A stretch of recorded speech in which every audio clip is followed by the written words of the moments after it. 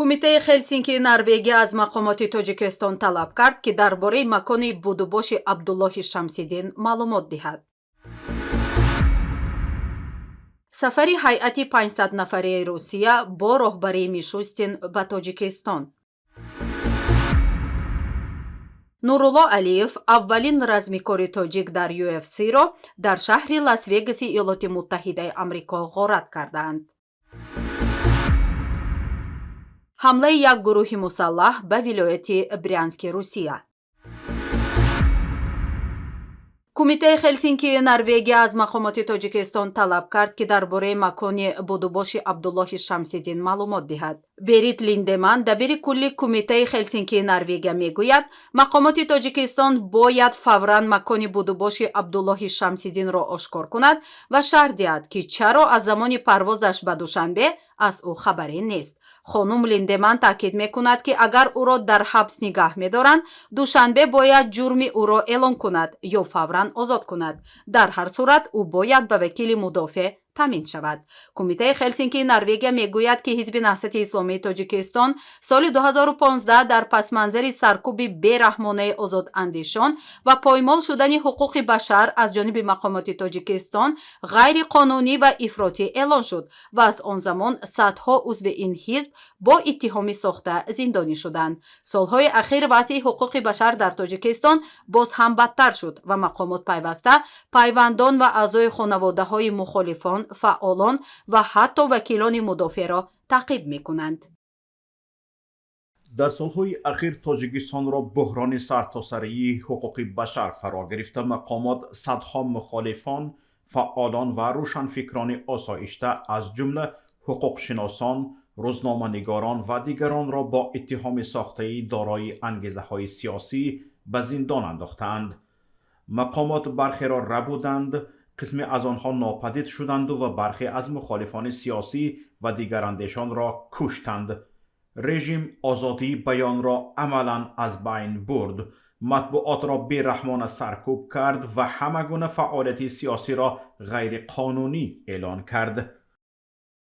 гуфтанист Абдуллоҳи Шамсиддинро полиси Олмон 18 январи соли ҷорӣ ба далели камбуд дар асноди будубош аз Олмон ба Тоҷикистон ихроҷ кард.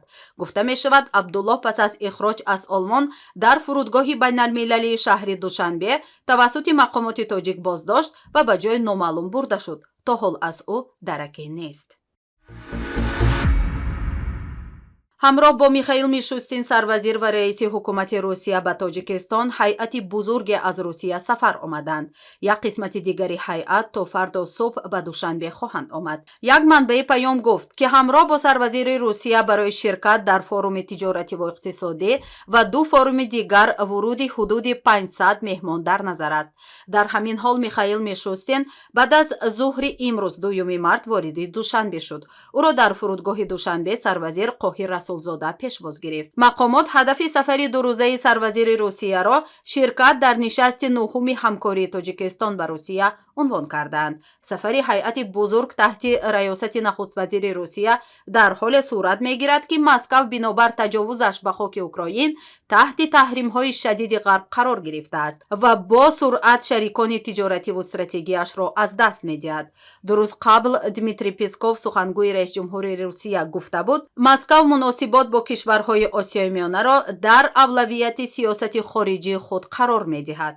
ин дар ҳолест ки қаблан Москав таваҷҷӯҳи чандон ба собиқ бародарони кӯчаки худ надошт. коршиносон ҳам таваҷҷӯҳи зиёди Русия ба кишварҳои Осиёи Миёнаро таъсири ҳамин таҳримҳо медонанд, чун аксар кишварҳои ҷаҳон аз муносиботи танготанг бо Русия худдорӣ мекунанд.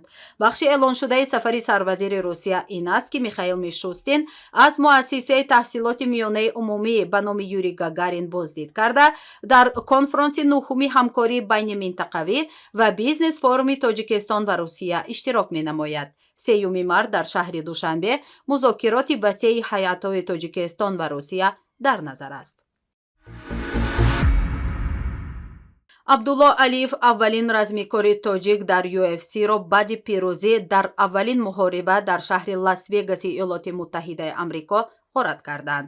дар ин бора Азия Плюс бо истинод ба пойгоҳи иттилооти Акфайт хабар медиҳад. Нурулло Алиев рӯзи 26 феврал бар ҳарифи бразилии худ Рафаэл Алвес пирӯз шуд. Пас аз пирӯзӣ дар таваққуфгоҳи меҳмонхонаи Паластейшн мошини иҷораашро бо тирезаи шикаста пайдо кард.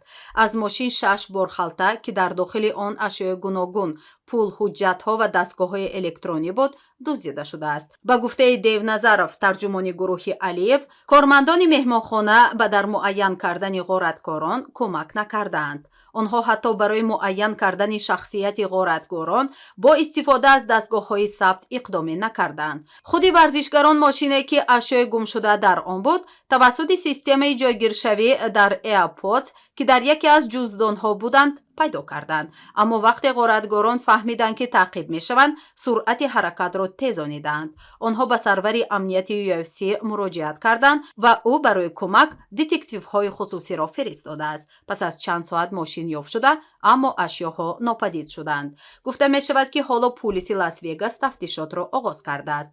ёдовар мешавем, ки охири ҳафтаи гузашта Нурулло Алиев дар нахустин қувваозмоии худ дар UFC бар Рафаэл Алвеси бразилӣ пирӯз шуд. варзишгари Тоҷикистон дар 8 қувваозмоӣ тибқи қоидаҳои муҳорибаи омехта 8 пирӯзӣ ба даст овардааст.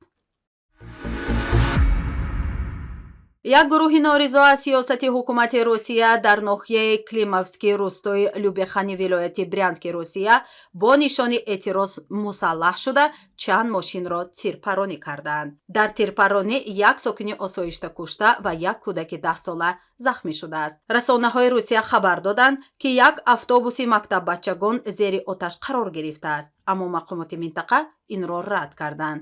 шабакаи телеграмии 112 менависад, ки онҳо диверсантҳо аз Украин ҳастанд ва ба ду гурӯҳ тақсим шуда ба сӯи деҳаҳои Любечане ва Сушане, ки дар масофаи 20 километр аз ҳамдигар ҷойгиранд, равона шудаанд. шабакаи телеграмии Ридовка ва База менависад, ки як гурӯҳи диверсияи иборат аз 40 нафар сокинони деҳаи Сушанро гаравгон гирифтанд. ҳадди ақал як мард, як зан ва ду кӯдак гаравгонанд, аммо дар бораи гаравгонгирӣ иттилои расмӣ вуҷуд надорад. дар ҳамин ҳол Медуза менависад, ки ҷангиён миллатгароёни рус ҳастанд ва аз кор